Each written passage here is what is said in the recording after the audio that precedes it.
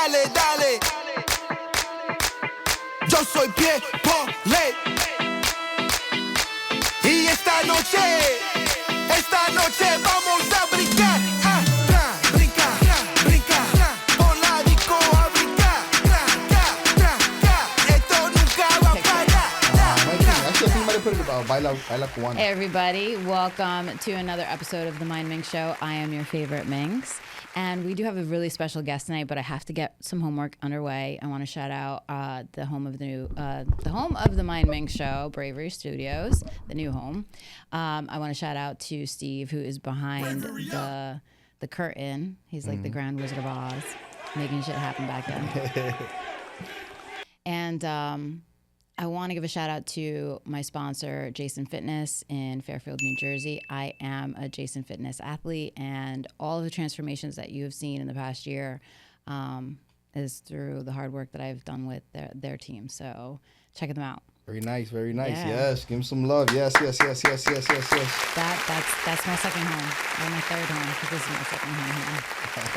So everybody, I want you to give a huge welcome to Pierre Parle. Yes, thank you very much. I appreciate you having me so much. You know, it's a pleasure to come here. It's the second time we're actually meeting. Yes. And I'm glad that we're actually going to have a conversation to get to know each other a little bit better. Yeah, I love that. So let's talk about our first encounter together. I had this wonderful opportunity to host. First time I was hosting, I got to be the English-speaking host of the evening for the Urban Artist Showcase that was in Waterbury, Connecticut. And you were one of the... Were you a performer, like a guest performer, or were you actually... Yeah, I was actually a guest performer. You were a guest performer. I came in to open up for Don Dinero. Okay. So you already knew Don Dinero before... Yes, I had built a relationship with him, and he was the one that actually brought this opportunity and invited me to go out to Connecticut. Okay, all right. So I want to give a shout out to La Queen. She's the one that put that together. Yes, and La Queen. I love her to death. She's great. She's a sweetheart. I'm supposed to do a lot of stuff. Yeah. Right. She's also Colombian, right? Yes, she is. Yeah. So. She's in Medellin. Parcera. Saludos. I wonder if she would hop on. I don't know. I should have told her we were going to be here. So. You performed that night, and you had a great song. You played a couple of songs, right? Yes, we did. We did Un Maserati and Brincar that day. Those were such great songs. See, now that makes more sense. I didn't realize that you had connection to Don Dinero, and I hope everybody knows who Don Dinero is. Yes. Shout out to Don Dinero, my boy. Yeah. He's a veteran in the game. You know, He's been a mentor the last couple of months that I got to know him. You know, and he's a very wise man. You know, so cool vibes. So I appreciate everything he's done for me, and I appreciate him bringing opportunities like this to the table. I'm glad that you went, because your music was really good. And mind you, I am not well versed in like hip hop, rap at all. I don't know how it is, but your music was fun to listen to. And you brought up a good point before we actually went live. You said that you don't really curse in your music. So that's just like an added interesting point to it. Why do you feel that you don't? I don't know. I mean, honestly, I used to curse in my music before.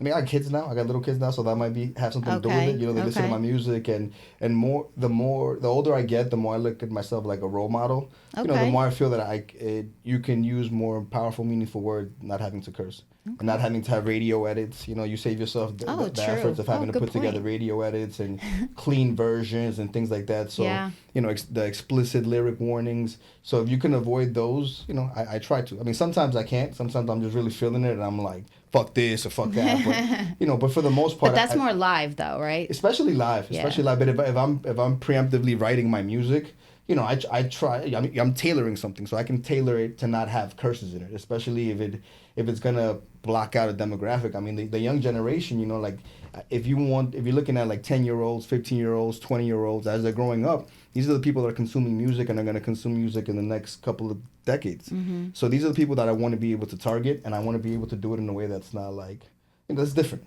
let's say, right. You know, or a little bit more, I guess, PG. Love it. And everybody got to hear one of your songs come on to the show. That was Brincar, right? Brincar, yes. That's what we had in the opening. So that's actually my latest song. We released it last year. It's a fun song, you know, very clubby. Every time I perform it in a club, people just instantly start moving. Yeah. So there's definitely good energy to it. Yes, I love it. That was produced by Domi Music. Hangueo y Tanti. So these twin Dominican producers that I work with closely from Santo Domingo.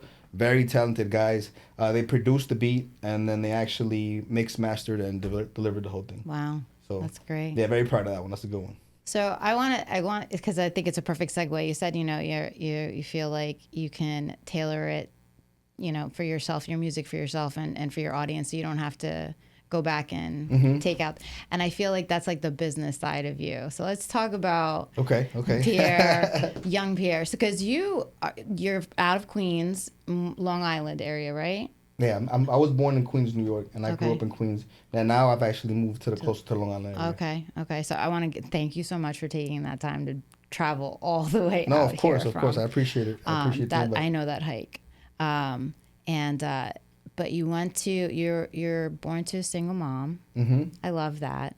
Yes, that was very formative in my life. That was being raised by a woman, by a young Latina immigrant who had come here from Colombia. Okay. Really shaped me as a person, and really shaped the morals and, the man that I am really today. Like I feel because of her, I've been able to be more in tune with my feelings and with women and understanding, not being like such a manly man per se. Okay. Even though that side exists. It's a little more balanced because I guess I got the same perspective. I love how you changed the past tense to present. It exists. To clarify, Just to clarify. So it was my mother. I appreciate her, love her to death. Everything she's done with love. And what could you say? What can you say about your mother? You gotta say everything, right? Because not for nothing, you growing up as a male in New York City, there's very clear paths that are kind of like predefined, especially if you're Latino and born from a single mother. Definitely. There's so many. So you ended up in, you don't talk about your high school years at all, but you're very proud of your college career. Yes. I'm proud of my upbringing, my path, because it was I feel like I was one of those exceptions or one of those glory stories that made it for the most part. Growing up, I played football. I played like American football, and probably starting at around 11, 12 years old. I used to play for a team called the Queens Falcons. Okay. All right, and through the Queens Falcons is where I found coaches that mentored me, showed me how to be a man, showed me the values that I would need to have to succeed in this world, especially as a minority. There was a lot of young minorities from the inner city that needed that direction, and programs like that really helped shape that. So I support that a lot. I'm really involved in youth programs. I coach myself. I coach soccer. I coach basketball, CYO. Wow. And whenever I can, I always go back to programs like that, like the Queens Falcons, the New York City Lions in the Lower East Side, back to my high school, Holy Cross High School, if I can go back there whenever I can. And even my college, Marist College. I went to Marist College. I played football at Marist College for 4 years. So I had a that's good on here. relationship. It was where is it? NCAA Division I football. Yeah, it was pretty good football. That's impressive. Yeah, it was pretty good football. We played a national schedule, so we would fly out to San Diego, we would fly down to Jacksonville, to Dayton, Ohio. We also played some of the Ivy Leagues, so I got to play like Columbia University, and it was a really good experience. It was a very fun experience. And I was like probably 19, 20, 21 when I was doing can you this. imagine? So it was like, I was living the dream, especially coming from the inner city. I ended up going to Marist, which is probably two hours north. Okay. And it's a completely different environment. It's like very scenic. I had never lived in a world like that. So I got to experience a new environment. And then from there, new people. It's a private school. So most of the people that that went there were different from me. They were not inner city people. So that... How was that transition? That was tough. My first year was very tough. I almost didn't make it through my 4 years in Marist. But I'm glad I did, because my first year just felt like it was a shock, a culture shock.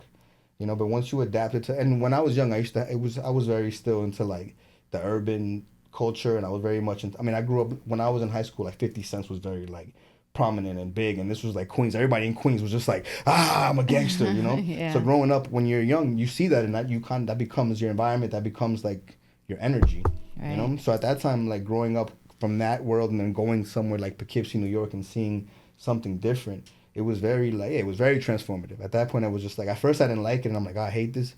But the more I studied, the more I saw how valuable it was and how beautiful it was, and it was just like, wow, I've been living in a bubble my whole life. Right. Yeah. It's an interesting conversation to have on both sides. Like people who have never been to a big city, and vice versa. People from big city who've never.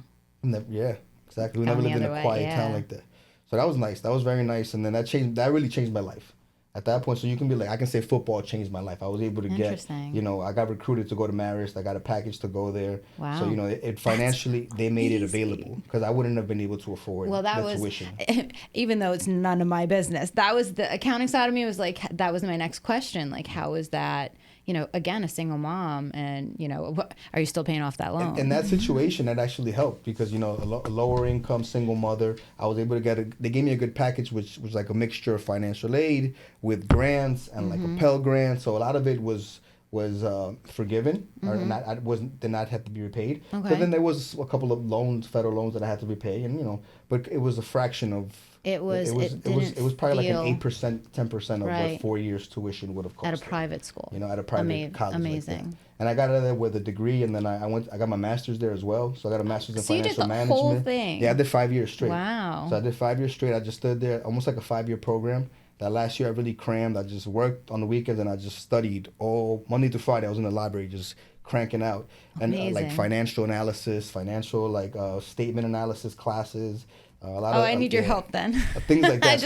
I just closed the month. The accountings and things like that. Those some intense courses. So I learned a lot in those years. And then I was probably like 22 when I finished.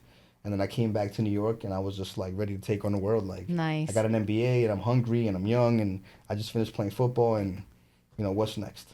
So I want to ask a question. I recently heard someone say that, the skill pool gets so much smaller when you start progressing in a sport like something like that. So in high school, like, grammar school, and you play like the peewee football, there's, it's just fun. But then you get to high school and it becomes a little more competitive. But if you're good, you stand out, but because that pool is so big. Right. When did you realize, or, that it wasn't just that you were kind of good, that you were really good? Like, because getting offered any kind of a package. Right. No, definitely. I was probably around my junior year in high school. Because I started getting recruited. So I started getting letters from different colleges. Hey, would you come out for a visit? I'm the coach. We would like to meet you, things like that, right?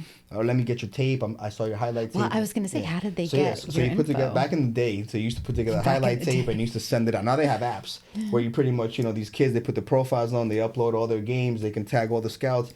It's very digitalized. But when I was still going to school, you actually had to put together a tape. So you had to get all the film from your coach. You had to put together a compilation of your highlights, pretty much, and you had to send it out and solicit it to all these coaches. Your coaches would help you out.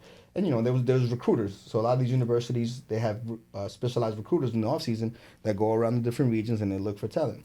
My senior year, I got picked to go to play in the Boomer Bowl. It was an all-star game. Okay. So it's the 50 top players from New York versus the 50 top players from Long Island.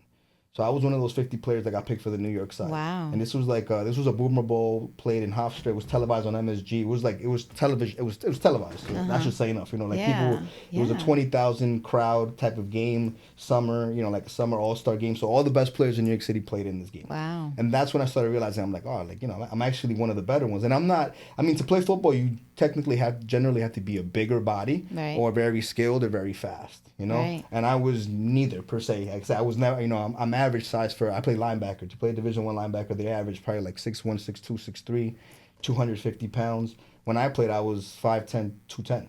Wow. 215. So I ended up having to play defensive back, which was a safety. So it's like a skill. It's a.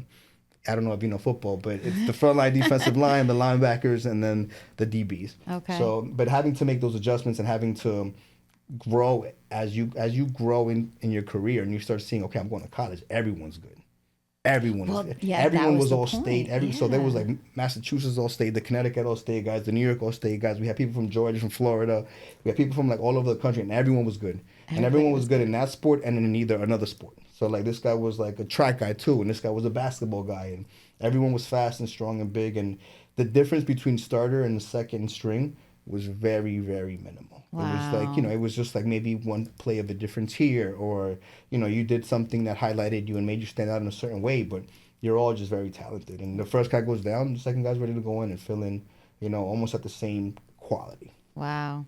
Yeah. See, that to me is so intriguing because you don't think of it from that perspective. You just think, I got chosen to play football. But it's very intriguing to see how difficult it gets as you get.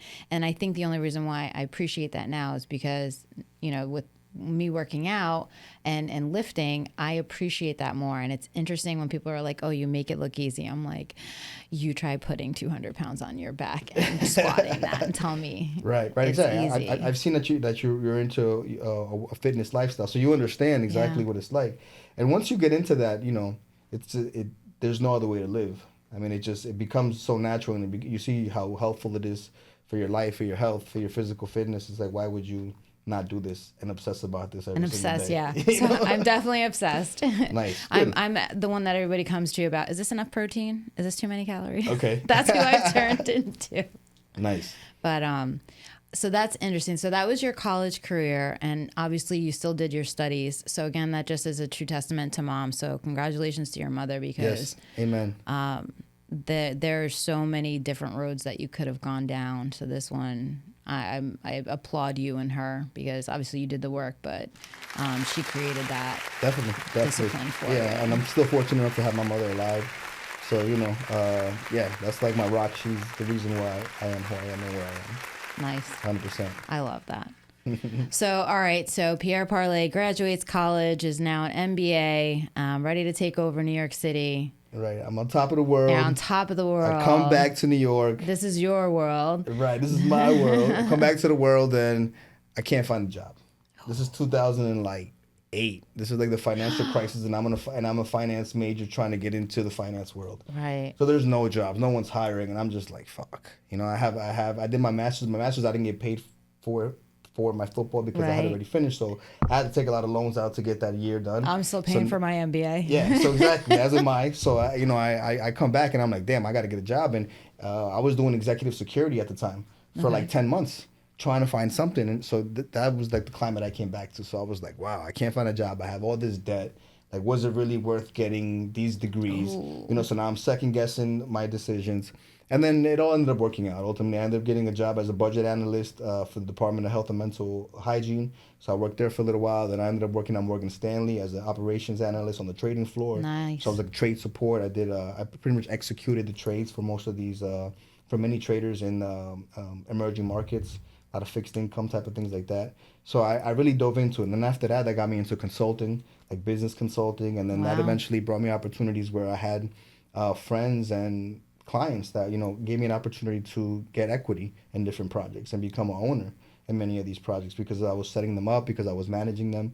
And then eventually I found opportunities for me to build projects for myself where I didn't need anybody else to kind of, give me a hand or give me the opportunity. And little by little, like you just keep swimming, and you figure it out, and you keep soliciting your efforts, and you keep sharing your value, and people will find you, and you will find your path. Interesting. So how did all of that, because that is a career in and of itself. Like you were working for someone, and sounds like could become your own entity at that point, with the networking that you're talking about. How did we don't know his real name, by the way. Do we get to know your real name? Pierre. My name is Pierre. Oh, my middle name is Pierre. If you get to know my first name, that means you really know me. So people that know me around, people, if you know me in real life, you'd be like, no one calls me Pierre. Damn. So I leave that as a riddle, some homework you guys could do.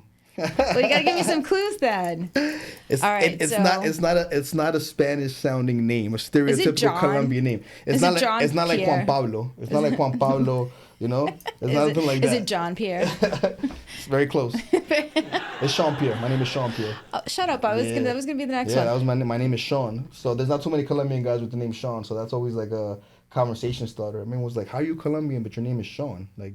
Everyone looks confused, All right, a little side story. So I love the name Sean, to the point where I wanted to name my middle son Christian Sean. Okay, really? Yes. And my dad had passed away right before, well, not years earlier, but a couple years earlier had passed away. And she's like, I was due in September, but it looked like I was going to be having the baby early. Okay. So she's like, if he's born in August, you have to name him after your dad. My dad's name is John. Okay. And I was like, but why? Because Sean is the Gaelic version of John. I technically still am. My mother's like, no. So the only reason why my son isn't Christian Sean is because he was born in August, and my mother said, you have to name him after your dad. So he's Christian story. John. That's a good story. That's a good name story. Yeah. Apparently, I'm a good storyteller, depending on who you ask. That's good. I mean, if you have a podcast show, you probably should be a good storyteller. I try. All right, so now we know your name, Sean. So Sean, the businessman, becomes Pierre Parle. How? Yes. How does that happen? Right. So that's a great. So this is why I smile now, because I've been rapping and making music since I was probably like 11 years old, 10 years old.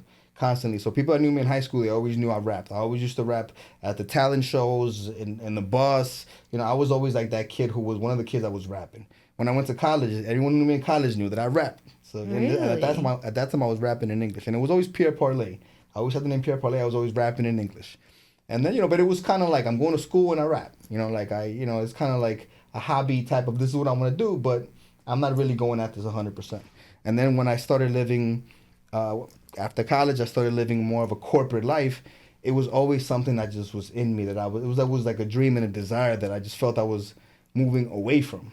So I feel like the more I chased the money, the more I chased the business, the more I chased like this career, I felt like it was pulling me away from my dream. So I felt a certain way about it. And that's actually why I ended up resigning from Morgan Stanley, because I didn't want to go down that path. I didn't want to commit my whole life 50, 60 hours a week towards making money in finance. I wanted to build my music. I wanted to create something else, and I had to make a hard pivot in life. Wow. And then that pivot was reinforced in 2020 when the pandemic hit, and at that point I was just like, I'm gonna do. There's this. no better time. I got to do this now. I had managed an artist too a couple of years before that, so I was already from 2014 to 2017. I was managing an artist called Dynasty.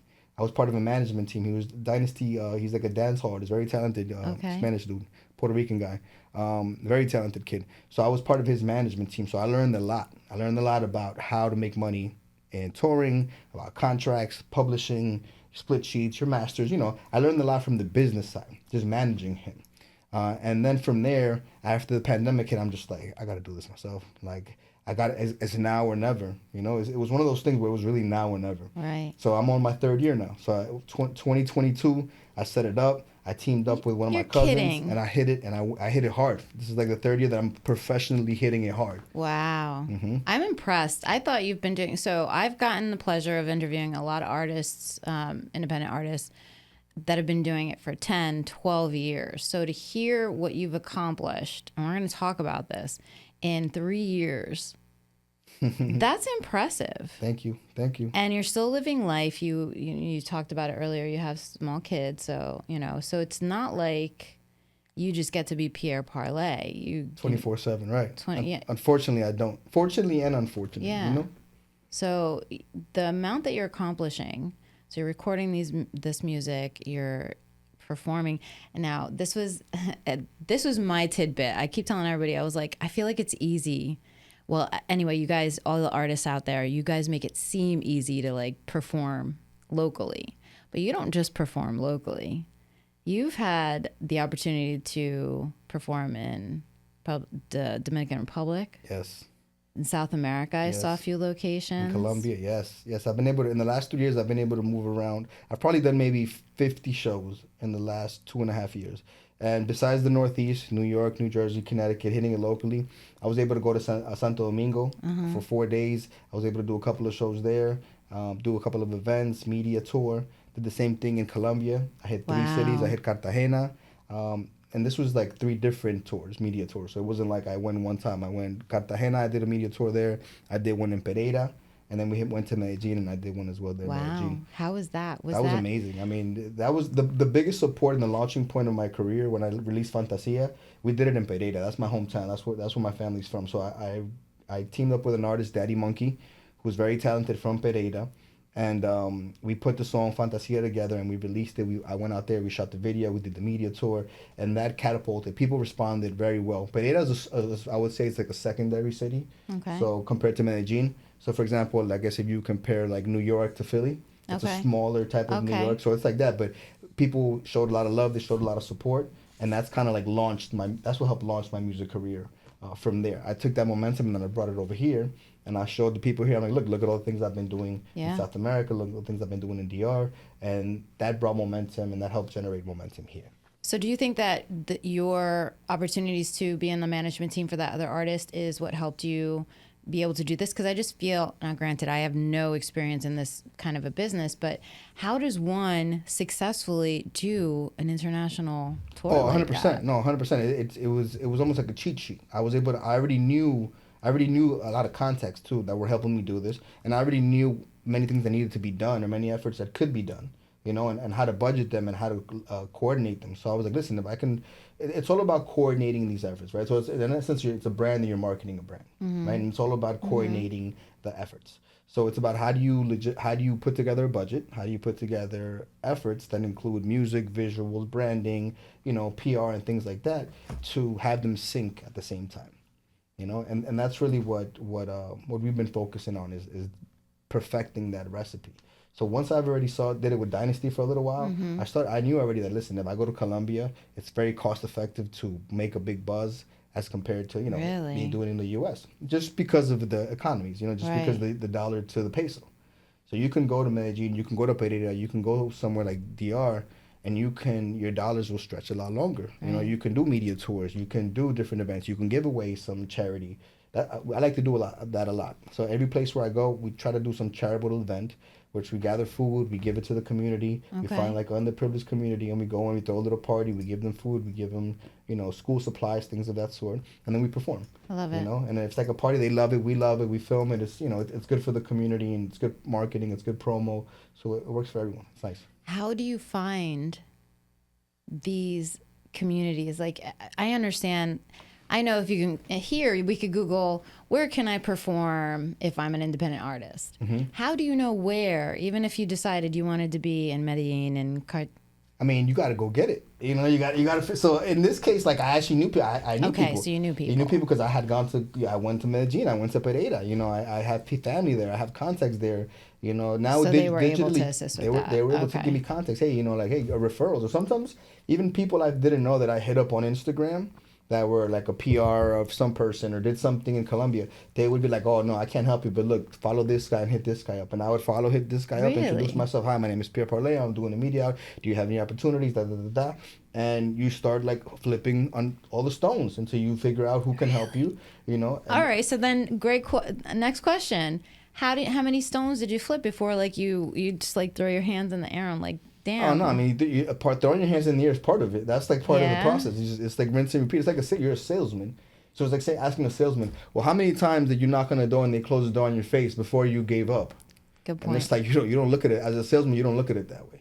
You look at it as like, listen, it's going to take me 4 to 5 touches to get the sale closed. As I get a person in my sales funnel, I have to contact this person at least 4 or 5 times. That's what I've learned on average. It's an example, Right. But a salesperson looks at it that way. Like, how many times do I have to touch this person? What is it going to cost me? What is my acquisition cost per customer to get this person? They're not going to keep track of how many times they got rejected. You know what I mean? So you shouldn't. I don't look at it that way. I don't look at it as like how many times that people say no. People are going to say no probably 95% of the time, and people are going to say no.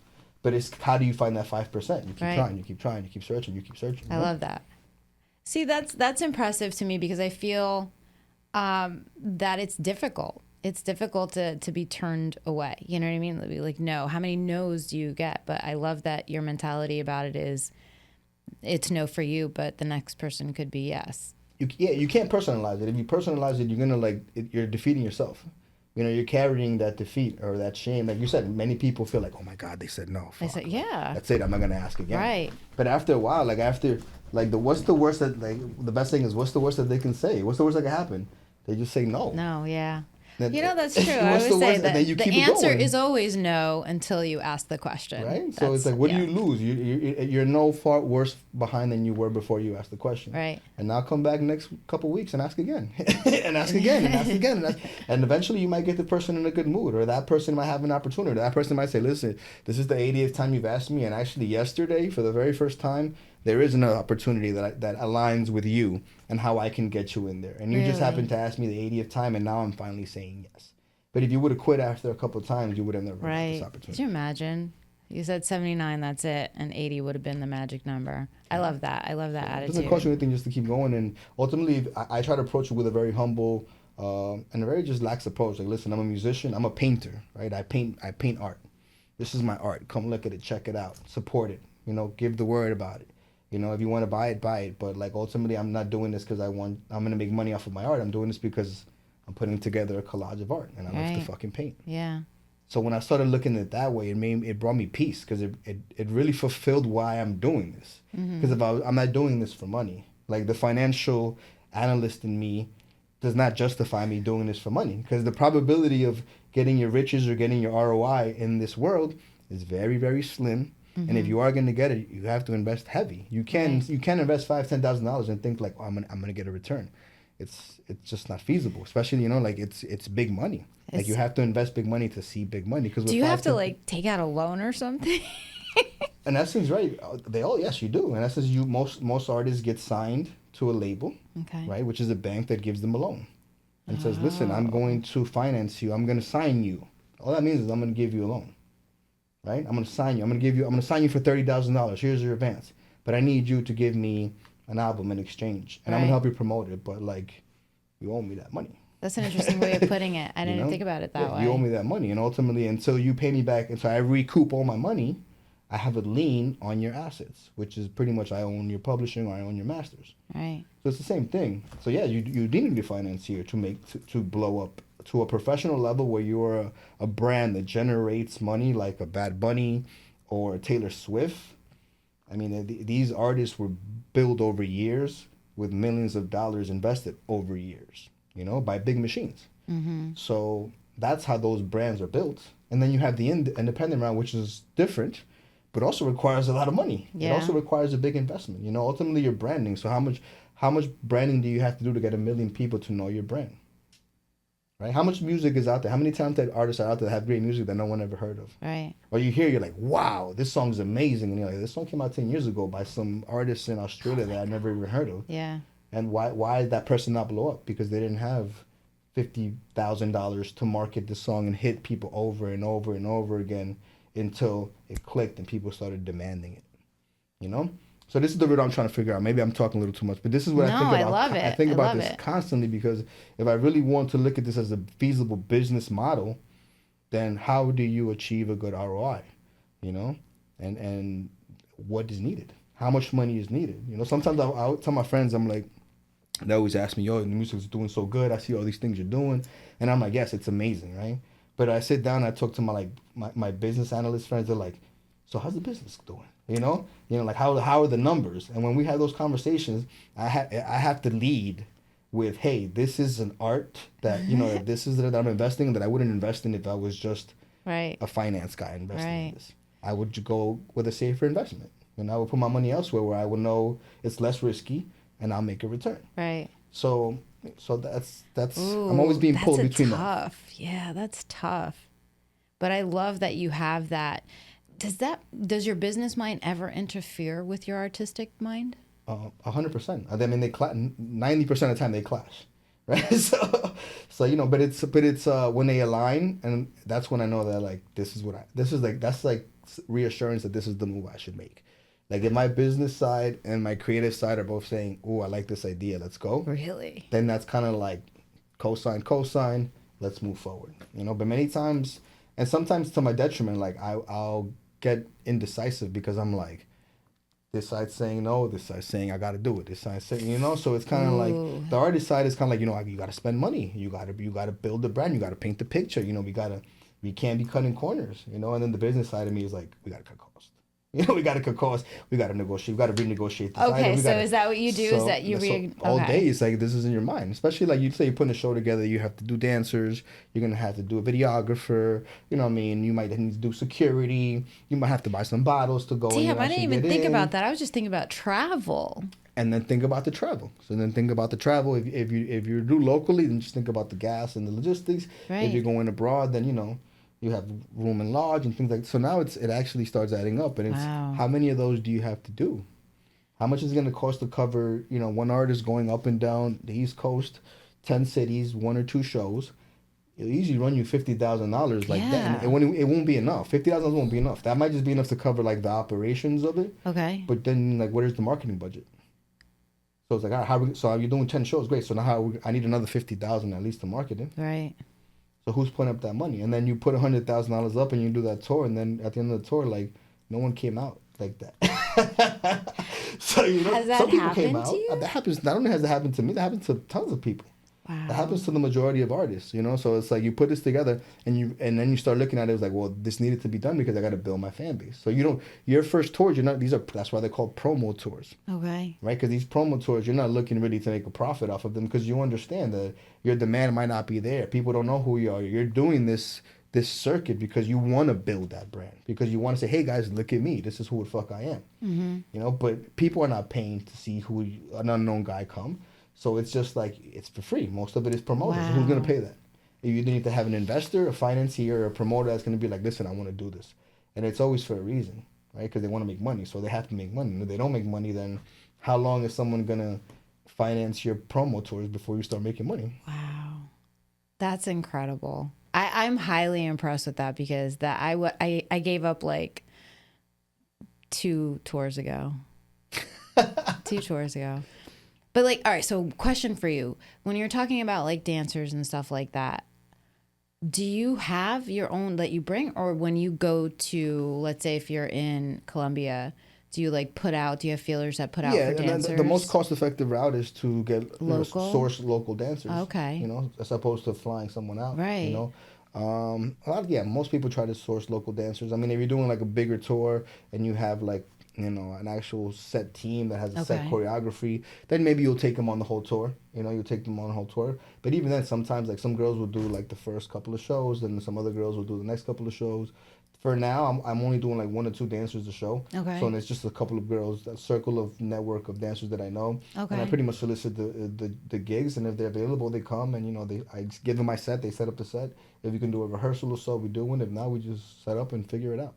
I love But it's been going well. It's been going very well. The dancing is key because it adds an additional attraction to your show. Sure. You know what I mean? An entertainment value because you are a performer. Mm-hmm. But is it difficult to dance and rap at the same time when you're on stage? Oh yeah, 100%. I mean, it's like your breath control is the biggest thing. And I'm not like the best dancer. Like I've never been like the best dancer per se. So even trying to just get a good set and rhythm, I'm not doing like full choreographies, but getting a good rhythm while rapping and while trying to enunciate and make sure you keep everything going, you need to practice. I mean, I remember like for years, I would just get in my car and I would just play the beat and I would just rap my songs over and over. So all of my songs as I create them, I'm creating them in the car like that, like live. So they're pretty much ingrained in my head, and it's important because you gotta know your lyrics. I love this whole conversation, by the way.